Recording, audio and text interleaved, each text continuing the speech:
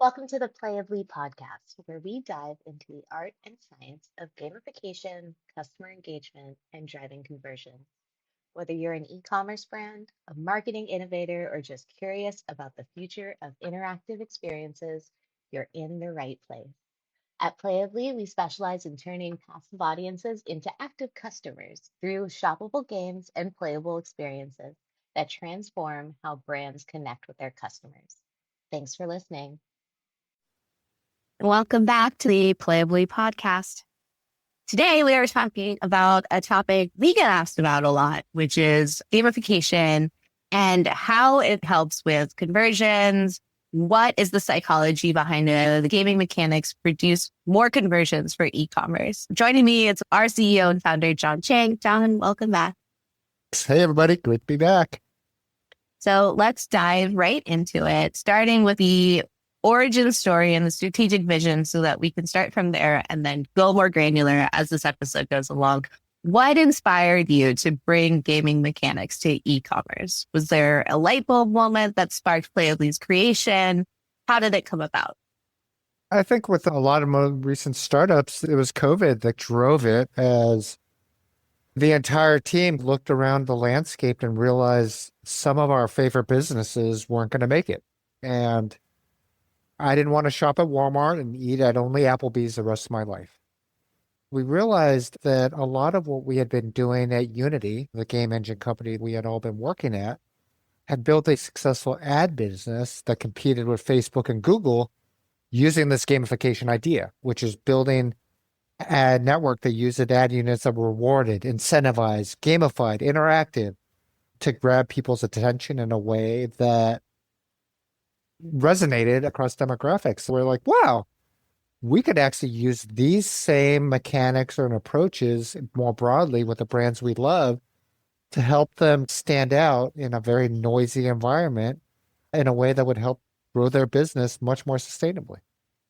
And coming from Unity and the AI space, you had a lot of experience looking at gaming behavior and how that resulted in more spend, more time spent, more attention spent. What parallels did you see between gaming behavior and e-commerce behavior that made it make sense for you? One of the things that we thought about, because I was in the game space for 10 years, but when you come into it, this idea of gamification or games themselves is not a foreign concept. It shouldn't even be a scary concept for D2C operators. Games are what all people do in different ways. And at the root of games is really just behavioral economics, behavioral psychology, this need to have fun, to explore, curiosity, achievement. That's what games are, and that's what human nature is. From that perspective, what we had been developing at Unity, or even with my first startup, was that if you look at how people play, if you look at how they interact, you can tell who somebody is and predict their behavior. That was a core thesis of my first startup, and the work we're doing at Unity is how can we look at that interaction and use that to not only predict what they're going to do, but serve them better, right? And I think that's the root of why gamification is important to e-commerce, because the richest data you can collect about a user is when they're interacting.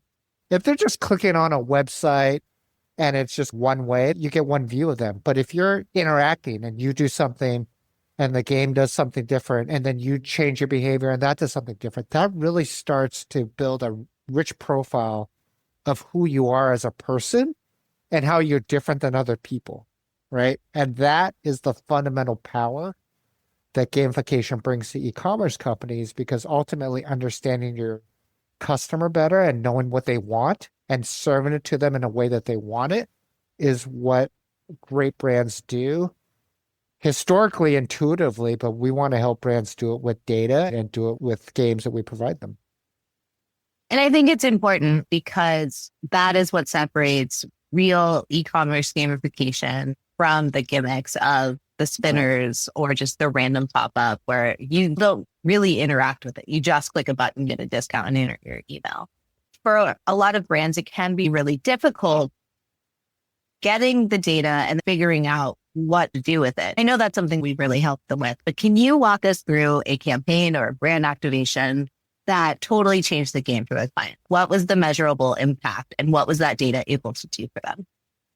Yeah, one of our favorite examples is a brand that gamification has done an incredible job with. Often when you think about games historically, you're like, oh, it's the teenage boy in the basement playing games on their mom's laptop. But actually, for a brand like Jones New York, which serves women who are 65 and older, they were really challenged by the fact that these women weren't used to buying online in the way that other demographics might be.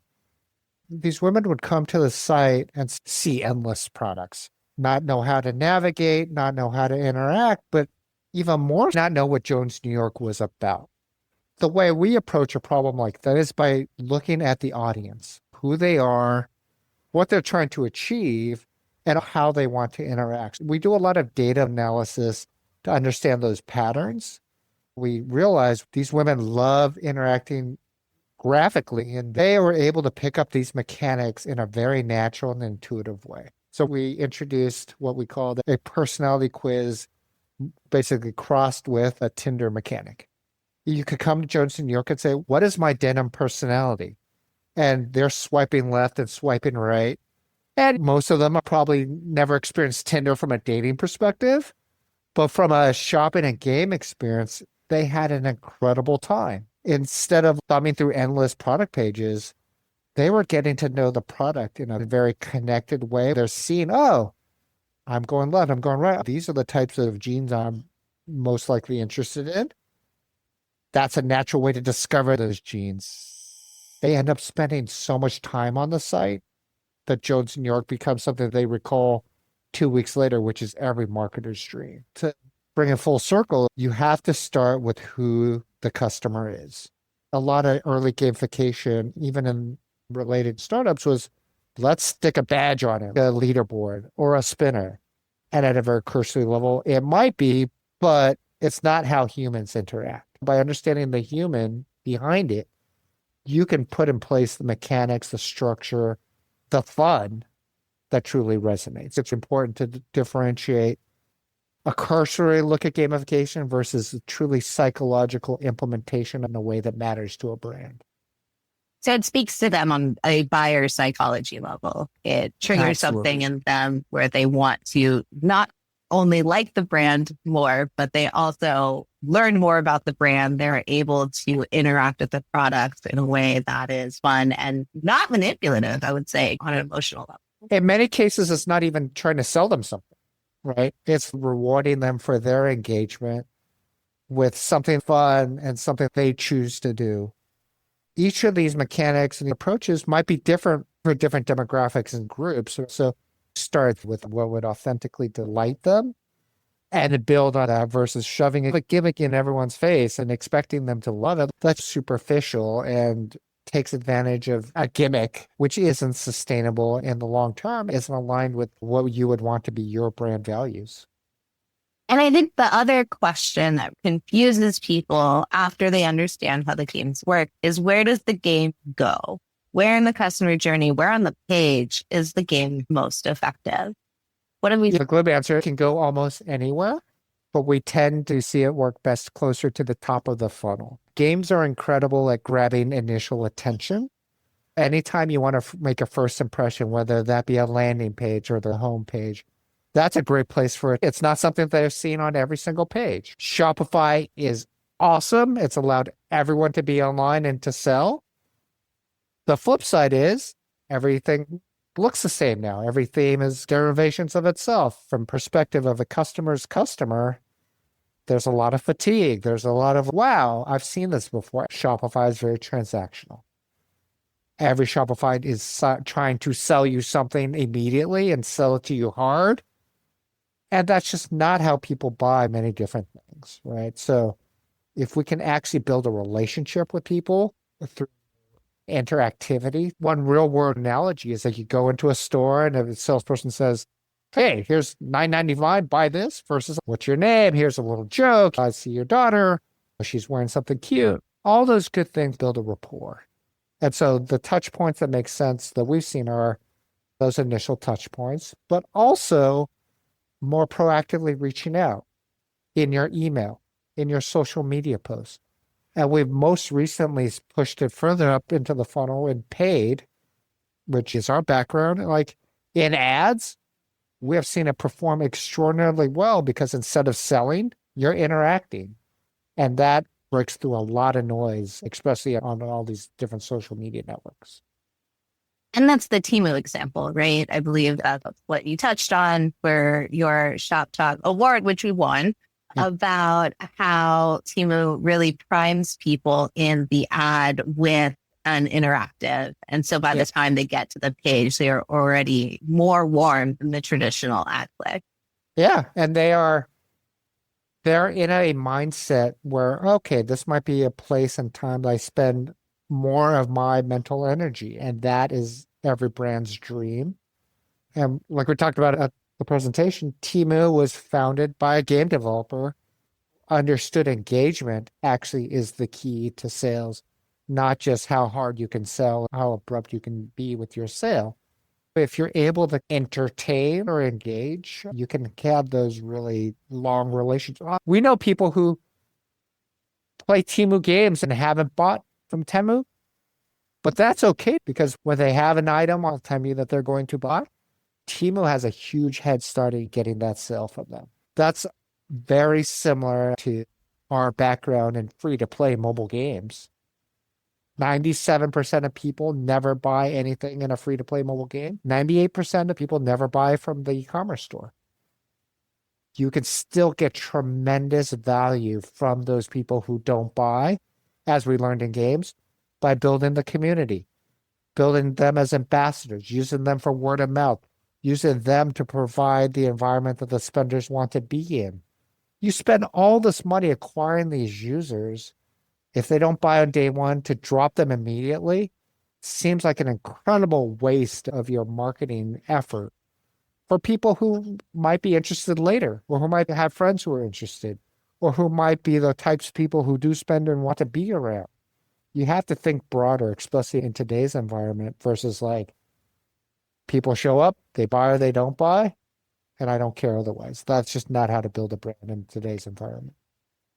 And a lot of brands will try and say that they have I think every brand in existence has a pop-up for email capture on their site, whether it's attached to something like a spinner and a discount or even a 1-minute quiz. How do games compare to these traditional list building tactics? Yeah, it's very simply from a metrics perspective, they perform 30 to 50% better, but I think it's more important to understand why. With a pop-up asking for email, the fatigue is so real that I can't remember the last time I filled one out. My automatic reaction is to close it because it's clouding and blocking what I want to be doing. The way we present it is off to the side when you're ready, take this little challenge or go through this little adventure, and you can earn something. And I think the really interesting outcome on the other side of that is even when compared to the same discount between a pop-up and one of our games, people are 2 to 3 times more likely to use the coupon or use the discount or use the incentive that they earn. Going back to psychology. When you feel like you've earned it, when you feel like you've gained it through your own effort, it's valuable to you.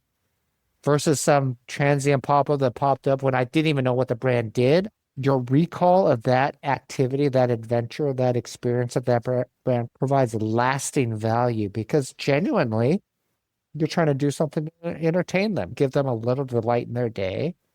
And those are few and far between for most people. Build the relationship through that interactivity versus what can I get out of this user as quickly as I can. It's just not the experience anybody wants anymore. So going into the more tangible, if a brand is bought onto the idea of gamification, in interviews previously, you said that you used AI to personalize the gaming experience. How does that work in practice?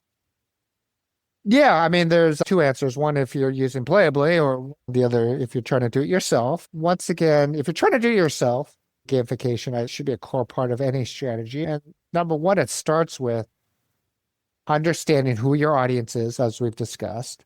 And then number 2, understanding where the sticky points are in terms of your customer experience. Having the ability to use data, analyze. Really, the sticking point is When they hit the site, they're not seeing the right experience. When you map that challenge with the audience that you're trying to attract, there's a certain set of mechanics or game styles that are going to work for that, right? So it could be a puzzle, it could be a quiz, it could be a matcher. It's important to make sure that is a native experience that fits with what they're looking for. And the third thing you got to do is test, right? The thing we do better than anyone else is iterate, continuously using that data. It's not the most complicated system, but it is very intense and manual, something you have to keep alive, genuine. That's why you use services like PlayAbly, because that's all we do. We're focused on making sure your customers have exactly the right mechanic that will not just grab their attention, but delight them. So if you don't want to spend 40, 80 hours a week focused on that, then working with a PlayAbly makes a ton of sense. What does that process look like? How does a brand go from we're curious to we have a live game? Yeah. When we first started, our idea was we'll build you a game builder and you go off and build the right game for your audience. We quickly realized that brand owners are not game developers, nor should they be. They have full-time jobs. So we developed a white glove service where you just sit with our game developers and our brand strategists to think about your objectives. Who do you think your customers are? And then we go and do the data work at no charge to you. We come back with the storyboard and the wireframes of 2 or 3 places where we think we can make a 30 or 50% increase in performance with one of the games that we built. So the step really is, let's talk about your customer base. Let's talk about what you're trying to achieve. Let's talk about where we're falling down. And then let's show you, here's what it will look like on your homepage. Here's the different steps the customer will go through. We find agreement on that. Within a week, we have it built out. We then test it, right? What we're really excited about is as soon as that step happens, most of our customers are like, can we do this? I have this idea for a game that we could put here. The wheels start to turn once you see what's possible and how your customers react to something fun and different. Then the snowball starts rolling. I think the easiest answer is we build something small for you. We build something straightforward to get the ball rolling. And from there, anything is possible, right? We're building full standalone mobile games for big banks and other clients. And then we're building small, easy to use pop-ups on homepages. It all depends on what your brand is trying to do, who your customers are, what your current problems are, and how we can generate as much ROI as quickly as possible. And the results usually come in pretty quickly, right? And normally, once we launch, we get a good amount of data from day one. Like, it's not something your users are going to miss when they see that thing on the side. They're, hey, what is this? I think the metric we're most proud about is 90 to 95% completion rate of someone opening it up and looking at it. That means not only did it grab their attention, but once they got into the experience, it fit what they were looking for. And they saw the need through gamification and psychology to complete it. So automatically, they have spent 3 times as long as they would have on your site. They have learned about what your site is about, what your brand is about. They're in a position, like we talked, that they would be more likely to buy, even if the discount was the same. One other point we'd love to make is gamification doesn't need to be driven by discounts. It doesn't need to be about providing a coupon. Gamification can be about providing rewards for just engaging. It could be providing a fun experience. It could be like with Jones New York, just telling you what personality you have in genes. That's why Cosmo Quizzes did so well. And Wordle does so well for New York Times. We can bring that to your brand in a way that builds authentic engagement with an audience that keeps coming back. And when the time is right, there's a transaction to be had, but you don't need to rush it because you're trusting that they're going to be coming back on their own volition. And you spent a lot of time this year at conferences. We've seen, I think, just 10x the number of articles about gamification in e-commerce. What is it about right now that makes gamification so popular to talk about? Why is it the right time for gamification right now? Yeah, there's 2 answers to this. I'll try and be as succinct as possible. I think One is AI, right? AI has enabled us to bring down the cost of producing these highly custom native games by at least 10x, right? So things that cost big brands hundreds of thousands of dollars to do, we can do it at a tenth or 20th of that cost. And I think that democratizes that capability to a wide range of people that didn't have access to it before. So that's point number one. Point number two is everyone is aware the economy isn't what it was, right?